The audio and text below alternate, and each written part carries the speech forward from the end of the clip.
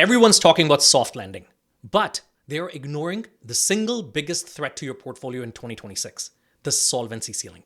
We are about to hit a wall that interest cuts simply cannot fix. Corporate bankruptcies are already hitting a 15-year high, not because of weak demand, but because of the mechanics of debt servicing. I'm Amit Chandan. Today, we are auditing the books. I'm going to show you why the rising tide era is over and take you inside the hidden liabilities of a $500 billion tech giant that is walking straight into a solvency trap. Let's look at the charts. So look at this chart. We are closing 2025 with US corporate bankruptcies currently hitting at a 15-year high. The mainstream media is going to tell you that this happened because of consumers' weak demand or because of tariffs. But folks, that is false. This surge was not driven by a collapse in demand. It's driven by the mechanics of debt servicing. Companies are making money, but many are spending all of that just to pay interest rates. And we are not predicting a solvency crisis anymore. We're actually living one right now. Here's the mechanics that is causing this spike. We call it the maturity wall. During the zero interest rate policy, which is the ZIRP era, companies loaded up on cheap debt. Now, the debt is maturing, 2025, 2026, over $1.5 trillion of debt is coming due. Here's the trap. Companies are forced to refinance low coupon debt, maybe 3%, 2%, into high coupon, somewhere around 7 or 8%. For businesses with weak cash flows, this math just doesn't work. It threatens their immediate solvency. So let me give you some examples. Have you heard of Spirit Airlines? Spirit Airline did not fail because people stopped flying. They failed because they couldn't refinance their debt. During the easy money era, Spirit Airline took on billions in debt, including convertible notes with low interest rates. That debt came due in 2025, but because their stock had fallen, they couldn't convert that debt to equity. Now, they obviously had no cash. Lenders demanded much higher rates to refinance, and what happened? The result was that they had to file for Chapter 11 bankruptcy to restructure. And I checked their news. There is currently merger discussions happening right now. Now, the next example is Thames Water. This is even scarier because it's a utility company, which is supposed to be, so-called safe companies. Thames Water, a UK-based company, loaded up on 19 billion pounds of cheap debt over the last decade. Now, a huge chunk needed to be refinanced in 2024, 2025. The market refused to lend this kind of money to them at old rates. Now, to avoid total collapse, they had to take on a rescue loan at nearly 10% interest. So from 3% all the way to 10%. Their credit rating was slashed to junk bond at a level of CCC, and they were teetering on the edge of nationalization. The interest payments alone are now crushing their ability to even just fix pipes. This creates a bifurcated market. While the broad index might be fine, you cannot just buy any company anymore thinking that you're safe. The rising tide that we were seeing earlier no longer is lifting all boats. Okay, there are now two very distinct realities for companies. Number one, investment grade issuers, and number two, speculative grade. Let me tell you about them. Investment grade issuers, these are companies that we want to own. They have the balance sheet to absorb high interest costs, even if their profits dip slightly. These companies are resilient. And the second kind of company is what we call speculative grade. These are the companies that are in danger zone. These companies are facing credit crunch. They're increasingly being shut down because of traditional bank financing, and they're forced into risky shadow debt. Now, looking at this distinction between investment grade and speculative, you might think that this is just a problem for small, risky companies, right? Now, you may be thinking that big tech giants are immune to this because they're famous. And if that's what you think, folks, you'd be wrong. To prove you this, I want to take you inside the books of a $500 billion technology giant that most people assume to be a fortress. But when you audit their off-balance sheet liabilities, you see that they're actually walking straight into a potential solvency ceiling. So let me talk about this, and this company is Oracle. So let's look right into the eye of the storm, Oracle Corporation. This company is the quintessential case study of a high-stakes, debt-funded expansion. They are betting their entire company on navigating this macro storm. if you look at the on-balance sheet reality of this company, Oracle is carrying roughly $108 billion in debt.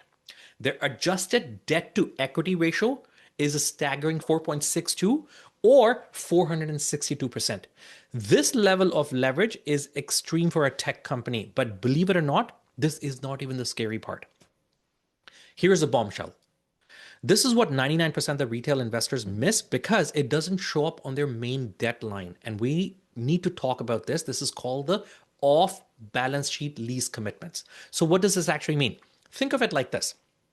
So, think of this as signing a 15-year lease on a massive factory and you haven't borrowed the money from the bank. So, it doesn't appear on your books as a debt, but you're legally forced to pay the rent every single month or you go bust. For Oracle, these are not factories. These are contracts for cloud capacities and GPUs. Oracle is signing massive IOUs to third-party data centers to secure infrastructure for artificial intelligence. Now, look at the number, $248 billion at the bottom of this iceberg. Okay? This is not a typo. And here's the scary part. This number increased by 148% in the last 3 months. This company is panic buying capacity, and these are not short-term rentals. Oracle is contractually obligated to pay this capacity for the next 15 to 19 years. And here's the risk. This is what we call take or pay contract. If AI hype cycle slows down, if the demand of Oracle Cloud softens, Oracle still has to pay the bill. The revenue might stop, but the liabilities will remain. And that creates extreme high beta risk profile that turns basically a boring company into a highly leveraged hedge fund. Now, sophisticated investors might look at this and say, hey, Amit, wait, Amazon is spending $125 billion in AI infrastructure this year, right? Why is Oracle running into a trap? Whereas Amazon would pass our rigorous modern value investor framework. This is the exact question that we were debating in my private community a few days ago. The difference comes down to one word: ownership. Amazon, folks, is buying the house. They're spending cash to building data centers. That is an asset. Oracle, on the other hand, is signing a lease. They're signing it for a 15-year contract to rent capacity that they cannot afford to build on their own. That is a liability. If AI hype cycle crashes tomorrow, well, Amazon just stops building. They own the chips, they're fine. But Oracle cannot stop paying rent. They're on the hook for $248 billion whether they have the customers or not. Okay. In fact, inside our masterclass, we just finished valuation case study on Amazon. We walked through exactly how to adjust their free cash flow to account for this growth CapEx. Stripping out the growth CapEx that they spent on the growth of the company, basically we strip that out, put the remaining money back in to see what the real free cash flow is.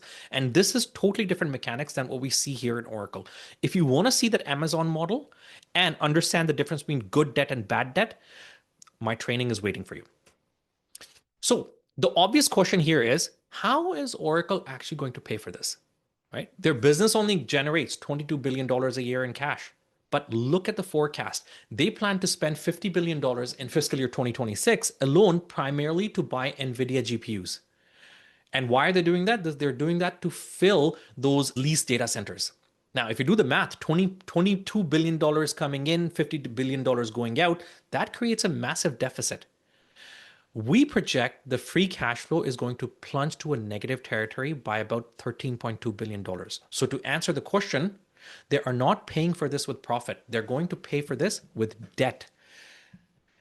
Just this past September, they had to issue $18 billion in new bonds just to keep the machine running. They are literally borrowing from their future to buy their chips today. Essentially, Oracle is vendor financing their AI revolution. They're using their own balance sheets to build the infrastructure for everyone else. And this bet hinges on two things: perfect execution and exponential AI demand forever. If either fails, the leverage kills equity. So we have established the trap. Debt zombies are walking into solvency ceiling. And as we saw with Oracle, even big tech is not safe if they're renting their future instead of owning it. Well, at this time, the obvious next question is, where do we actually put our capital? In the final briefing, I'm going to reveal to you the MVI titans. These are those rare companies that are immune to this crisis. They have the pricing sovereignty to raise prices and the fortress balance sheets to ignore the Fed completely. If you want to build an institutional grade portfolio in 2026, you need to know who these titans are. Click the video on the screen right now for the final strategy briefing. Let's finish this.